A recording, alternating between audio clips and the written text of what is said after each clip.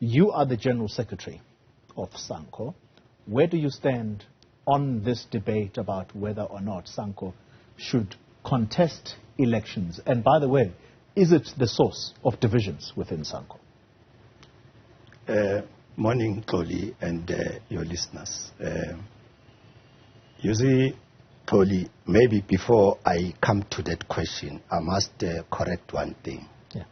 That former President Mdakane is no longer president of SANCO. We were elected, all of us, in a conference that took place on the 19th January 2019. He was elected president, I was elected general secretary. Now, from 2019 up until 2021, August 30, former President Mdakane was suspended by the NEC of SANCO for aligning himself with the disgruntled members of SANCO who went outside the structures of the organization and defined themselves and called themselves something else that we don't know. So the NEC could not accept that, and the former president was spoken to desist from such tendencies and other wayward conduct that the president was doing in the organization, then led to his suspension. Yeah. And ultimately, is he now still a president of SANCO? Because that's how he presented himself here on Friday, that he is the president, albeit that there is an interim structure of SANCO because of the prevailing divisions. Yeah. You know, that process, he was then subjected to a disciplinary process, a fair disciplinary process as outlined in SANCO Constitution, which culminated to his expulsion in the organization. So, and that was on the 6th of December, 2021.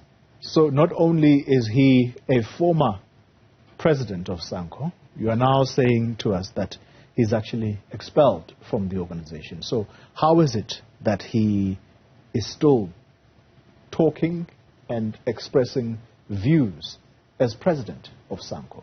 We were shocked ourselves because he's quite aware of what happened in the organization that led to his expulsion. When he was calling himself president, and we were shocked why was he doing that, and he started now to call the conference of SANCO on which he was elected a Spaza conference. That was shocking, and the question that we felt you should have asked him is, when did he realize that that conference, indeed, where he was elected president, was a Spaza conference? And he also said things like, even the preparations. That conference was prepared by the previous NEC. And that previous NEC, was constituted by all of us, including him. He was leading, he was president then. Yeah. And I can assure you, even the bogus individuals who are now calling themselves SANCO outside the structures of SANCO, they were part of that NEC, which prepared for the conference that took place in Alexandra. Mr. Soko, let's move away from the legitimacy of Mr. Mdakane and whether or not he's president of SANCO, because there are pressing issues in South Africa that you have got to be leading on, particularly as a civic movement. Let's start with the so-called divisions within SANCO. What is at the heart of those? Because as he said, there is this argument about whether or not SANCO should contest elections, and if it does, then it ceases to be a civic movement, it becomes a political party. Is that indeed a legitimate conversation that's going on inside SANCO? I don't know. In SANCO, we are not discussing that, because clearly we could not finish business of conference in January 2019. And the conference deferred all the outstanding issues to a general council. But because of COVID, of course, we could not convene the conference. And we convened that general council last year, from the 25th to the 26th in Pretoria. And that argument came in the general council at plenary. And I can assure you, Koli, it was defeated. Now, to hear him saying that there's that discussion where, I don't know. And he says the NEC will discuss which NEC, who elected that NEC. Let's talk about the issues at hand. As I've said, there are pressing matters in South Africa. Last week, in 3 different provinces of this country, in fact 2 different provinces, KZN, there were shootings in Wamashu, mass murders happening there.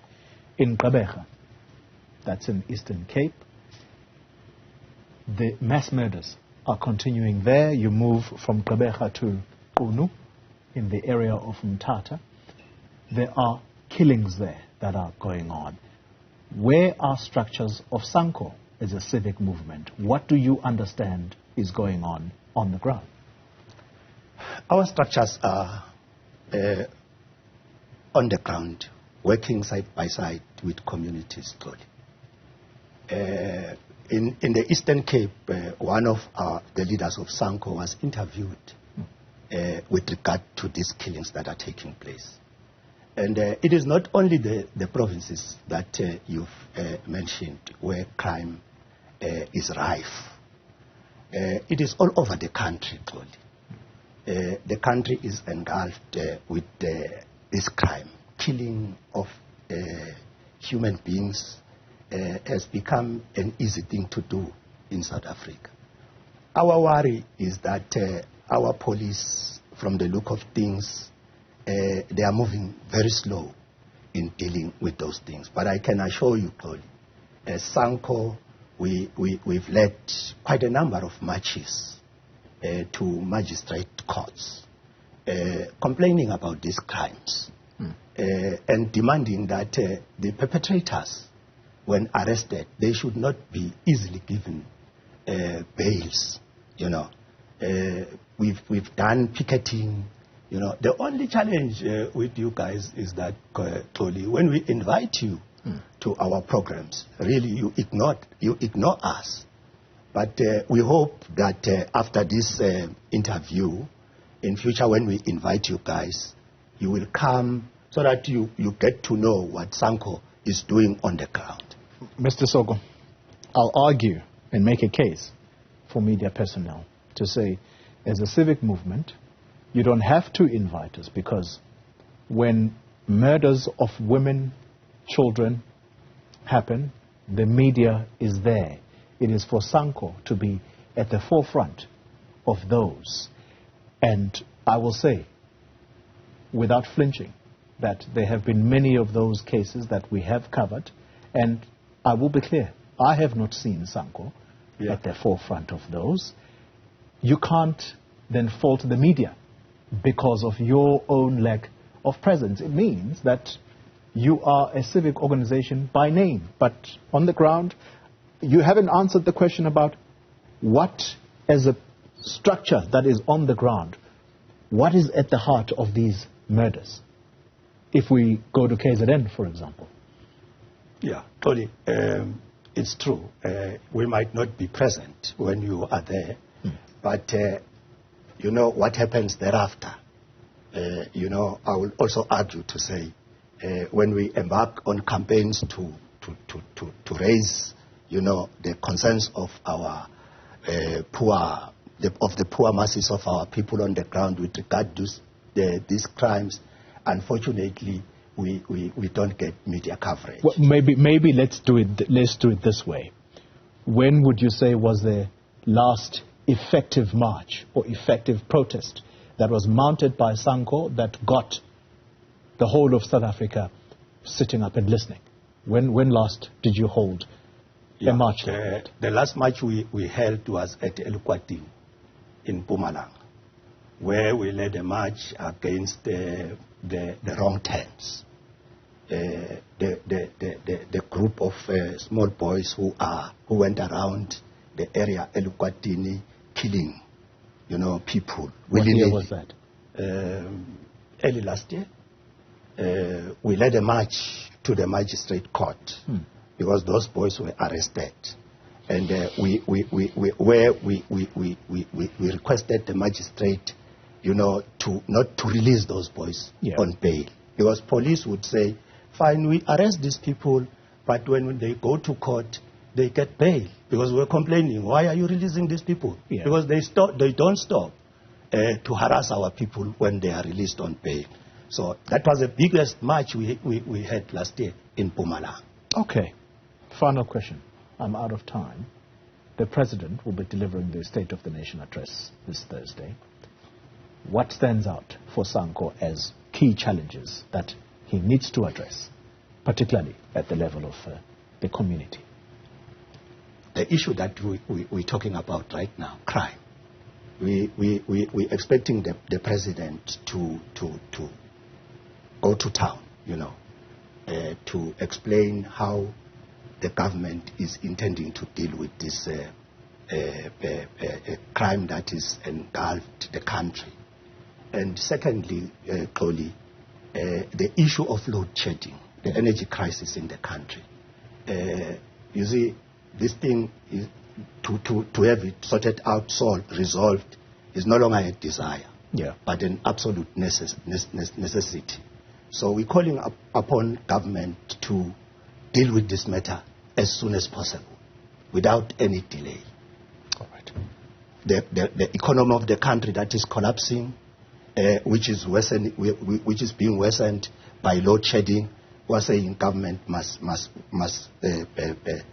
tell us what are they intending to do to improve that the economy that is collapsing, because the poverty levels on the grounds are increasing day by day. Unemployment rate is getting high on daily basis, and businesses are getting closed. So, and that will impact negatively on the poor people on the ground. Mike Soko, General Secretary of SANCO, let me thank you very much for your time, sir.